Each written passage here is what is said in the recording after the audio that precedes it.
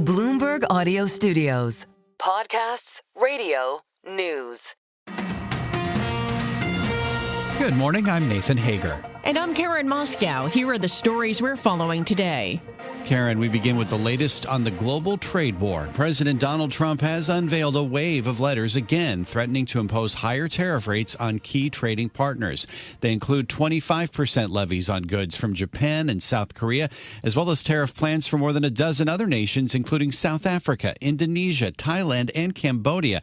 But in a move reminiscent of previous delays, the president also teased the possibility of further talks.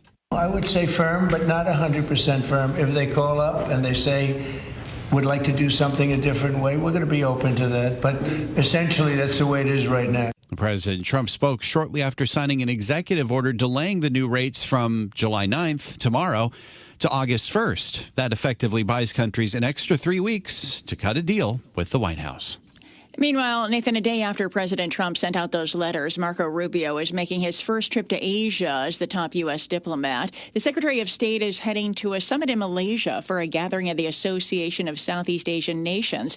Malaysia is one of the countries that received a tariff letter yesterday. Well, meanwhile, in Europe, Karen, the EU is trying to lock in a preliminary trade deal with the U.S. this week. Let's go to London, get the latest with Bloomberg's Ewan Potts. Ewan, what is the latest?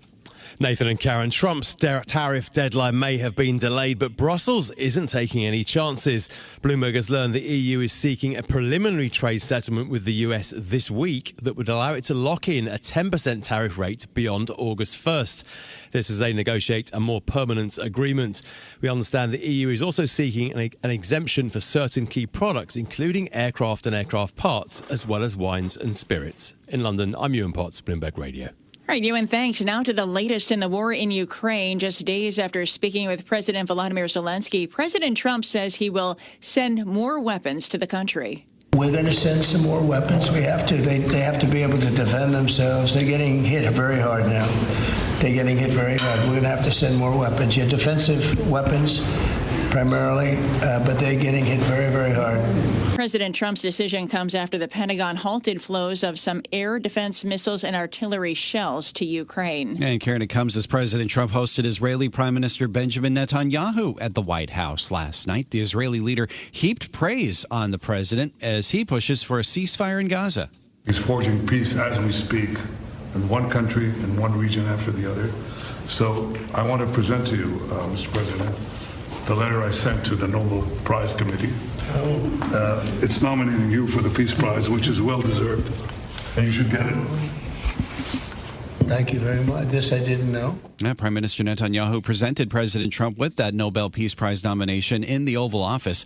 The president has long sought the Nobel. He's expressed irritation that former President Barack Obama got it before surging troops into Afghanistan. Netanyahu's visit comes weeks after the U.S. dropped bombs on Iran's nuclear sites. President Trump says the U.S. and Iran will meet soon, and he's open to lifting sanctions. Now, Nathan, let's get you an update on the disaster in Texas Hill Country. The confirmed death toll now up to 104 from the flash floods that tore through the region over the weekend. That includes 27 children and counselors from the Mystic Girls Summer Camp along the Guadalupe River. Kerrville, Texas Mayor Joe Herring Jr. says there may be more heartache to come. Primary search continues, and we remain hopeful every foot, every mile, every bend of the river. And as the search effort continues, authorities are facing questions about why the area lacked warning sirens and whether the forecast warned enough about the risk of catastrophic flooding. Texas Senator Ted Cruz says the focus should be on recovery. We will have a reasonable conversation about, are there any ways to have earlier detection? And some of that, the limits of a flash flood, they're very difficult because they can arise so quickly. Senator Ted Cruz says President Trump has promised to provide any resources the state needs for its response. The president says he'll visit Texas on Friday. Well, Karen, a big change may be coming soon to airport security. Bloomberg News has learned the Transportation Security Administration is planning to update its policies so travelers no longer have to remove their shoes at standard screening checkpoints. The move would extend a benefit that's already available for those who pay for TSA PreCheck. The U.S. would join other global aviation hubs like the European Union, Dubai, and Singapore that do not require travelers to remove their shoes. Nathan, let's turn to company news now. And Apple may be facing an exodus of top talent. Let's get the details with Bloomberg's John Tucker. And John, where are they going? Well, Karen, a lot of them are going to Meta Platforms. One of the first out the door, Ruoming Pang, a distinguished engineer and a manager in charge of the Apple Foundation Models team, AFM. Meta dangled tens of millions of dollars a year in front of this engineer. He's going to work for Meta's new superintelligence group. Pang's departure could be the start of a string of exits from AFM, with several engineers telling colleagues they're planning to leave in the near future. Tom Gunter, a top deputy to Pang, left Apple last month. Pang's departure, the most significant in Apple's AI ranks since the company started working on Apple Intelligence a few years ago. Now, it's not going to help Apple's push into AI, which has been described as flailing. Meta CEO Mark Zuckerberg has been on a hiring spree, bringing on major AI leaders who are going to work directly with him. In New York, I'm John Tucker, Bloomberg Radio. All right, John, thank you. Novartis has won regulatory approval for the first medicine specifically designed to treat malaria in babies. The drug maker says until now, infants with malaria were typically treated with tablets meant for older children, but adjusted for weight. In 2023, the World Health Organization said there were nearly 600,000 malaria-related deaths. Children under 5 accounted for 3 in 4 of them. It's time now for a look at some of the other stories making news in New York and around the world. And for that, we're joined by Bloomberg's Michael Barr. Michael, good morning. Good morning, Karen. A federal judge is ordering a Homeland Security official to appear in court on Thursday and map out the government's plans for Kilmar Abrego Garcia. It comes after federal prosecutors said they would initiate deportation proceedings against him if he is released from jail before trial on human smuggling charges. Attorneys for Abrego Garcia requested he be returned to Maryland from Tennessee, where he's being detained. Attorney Simon Sandoval Moschenberg says Thursday's hearing is a sign the judge is notably tired of hearing from prosecutors who claim to not have information. If they want to deport him to a third country, they need to name that country, and they need to describe the process by which they're going to give him due process. Attorney Moschenberg says Abrego Garcia was mistakenly deported to El Salvador. He was living in Maryland with his wife and child, both of whom are American citizens. The mayor of Los Angeles denies there was a hostile crowd threatening federal immigration agents at MacArthur Park in L.A. Approximately 90 armed National Guard troops were deployed to protect ICE agents. Mayor Karen Bass. It is outrageous and un-American that we have federal armed vehicles in our parks when nothing is going on in the parks. Meanwhile, an 18-state court filing led by California alleges that federal immigration agents are impeding on the Fourth Amendment protection against unreasonable search and seizure. Boston University is cutting 120 staff positions and 120 vacancies to reduce spending by 5% for fiscal 2026 due to the Trump administration's changes to higher education funding. Boston University President Melissa Gilliam says the university is responding to a national renegotiation of how the country's higher education model will be funded. BU received $579 million in research funding last year, primarily from federal agencies. Global news 24 hours a day and whenever you want it with Bloomberg News Now. I'm Michael Barr, and this is Bloomberg. Karen. All right, Michael Barr, thank you. Time now for the Bloomberg Sports Update. Here's John Stashower. John, good morning. Good morning, Karen. Quarterfinals begin today at Wimbledon. Two-time defending champion Carlos Alcaraz takes on the Brit Cameron Norrie. Taylor Fritz plays Karen Khachanov. Fritz, one of 2 Americans left in the men's singles. Ben Shelton's the other. He'll face top seed Jannik Sinner tomorrow. Sinner yesterday played 2 sets, lost them both, but won the match because Grigor Dimitrov suffered an injury to his pectoral muscle and had to retire. Incredibly, it's the 5th consecutive Grand Slam tournament where, for various reasons, that has happened to Dimitrov. He did not speak afterwards. Sinner on center court did. He's been so unlucky in the past, couple of years.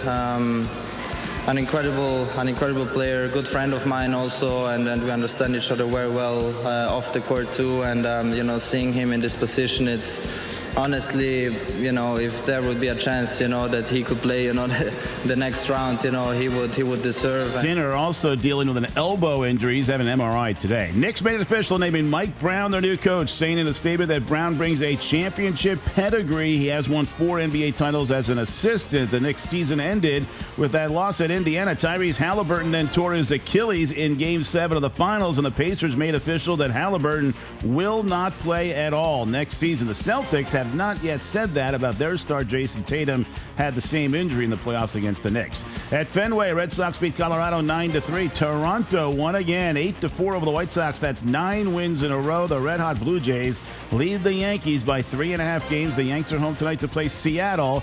The Mariners are led by catcher Cal Raleigh, 35 home runs, so 2 more than Aaron Judge. They both have 74 RBIs. Mets start a series in Baltimore. The Nationals are in St. Louis. The Nats just fired their manager, Davey Martinez. His bench coach, Miguel Cairo, is taking over. John Stashauer, Bloomberg Sports. Karen, Nathan. Coast to coast on Bloomberg Radio, nationwide on Sirius XM, and around the world on Bloomberg.com and the Bloomberg Business app. This is Bloomberg Daybreak. Good morning. I'm Nathan Hager. President Donald Trump is putting a handful of countries on notice that they've got about 3 more weeks to reach deals or face higher tariff rates around the level of the April 2nd announcement. But the president is suggesting he may still be open to negotiation around the new August 1st deadline. I would say firm, but not 100% firm. If they call up and they say, would like to do something a different way, we're going to be open to that. And that was the president speaking at a White House dinner last night. For more, we're joined by Bloomberg's Jill Desis in Hong Kong. So, Jill, we've gotten a chance to digest these tariff letters, more than a dozen sent out yesterday. A lot of focus on Japan and South Korea in particular. How are those nations taking this sort of reprieve when it comes to the April 2nd tariffs? Good morning. Yes. Good morning, Nathan. I think that's the right way to think about it, honestly, is that it's a bit of a reprieve. I mean, this is essentially a delay in all but name. We were, the 90-day deadline coming up this week. Now, you not only have August 1st positioned as the deadline when tariffs are going to affect, but then you've also got, as we just heard from Trump himself there, saying, that's not even necessarily 100%. It does seem like there's room to negotiate. When it comes to Japan and South Korea in particular, I think these have been really, really interesting countries to watch over the last several weeks. Japan, especially, because there have been a lot of pretty major sticking points with that country. A lot of this does come down to automotive tariffs. So those tariffs on cars and car parts, that's one thing that Trump has kind of indicated that he's not willing to really compromise on. We did hear from the Japanese Prime Minister Shigeru Ishiba earlier today, talking about the fact that, that Japan is still really interested in trying to reach a deal, although, it has previously avoided making what he called easy compromises. So you do get the sense that while Tokyo is very interested in trying to move something further, it's not necessarily clear what exactly that is going to look like, although obviously, yes, they do have some time bought. I think, South Korea, we have seen some optimism there. Certainly it does seem like Seoul is interested in moving forward with something. But again, I think really the big takeaway here is that it doesn't really feel like we're under this extreme immediate time pressure here. Maybe there is some time for these nations to hash out further talks with Washington. But I guess the question is whether 3 more weeks is enough time, given the fact that we've had more than 3 months up to now. Well, I mean, I would also argue, first of all, that 90 days is certainly an incredibly ambitious timescale by which to negotiate any trade deal, let alone, up to, dozens upon dozens of trade deals with countries all over the world. I think that one way to think about this, quite frankly, is when you've got Trump saying that not even that 3 weeks out, that August 1st deadline is necessarily a 100% done firm commitment. That does indicate that, maybe the White House is sitting here thinking like, yeah, I mean, some of these things actually do take time. And I would also point out that even if you do get something that's in the vein of like a preliminary deal, I look at, for example, what happened with the United Kingdom a few weeks ago, that doesn't necessarily mean that resolves all of the trade issues. I mean, first of all, remember that this is a really complicated system that the White House has really drawn up here, right? I mean, you've got what it calls these reciprocal tariffs, the Liberation Day tariffs. That was the deadline that's now been pushed off to August 1st. But then you've also got all of these sectoral tariffs. In the case of the United Kingdom, maybe they reached a deal with the Trump administration on some things, but there's still this big overhang in the form of those sectoral steel tariffs, for example, that is still something that needs to be hashed out. So I would argue that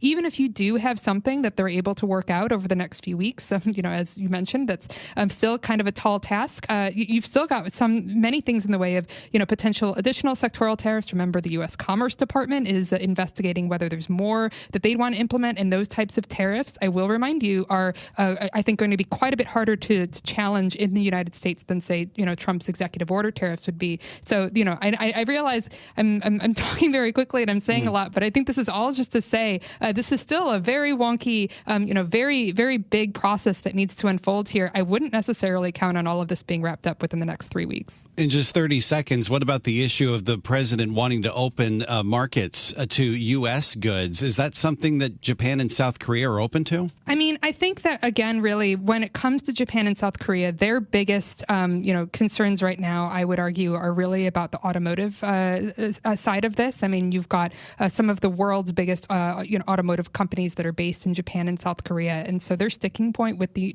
United States, I think, remains trying to figure out a way around some of those sectoral tariffs. Again, I'm not really sure how much of that is actually going to be entering into the conversation over the next 3 weeks, because once again, those are somewhat different from the reciprocal tariffs that Trump initially announced on these two countries. But when I'm looking at them, that's really, I think, where my area of focus remains. This is Bloomberg Daybreak, your morning podcast on the stories making news from Wall Street to Washington and beyond. Look for us on your podcast feed by 6 a.m. Eastern each morning on Apple, Spotify, or anywhere else you listen. You can also listen live each morning starting at 5 a.m. Wall Street time on Bloomberg 1130 in New York, Bloomberg 99.1 in Washington, Bloomberg 92.9 in Boston, and nationwide on Sirius XM Channel 121.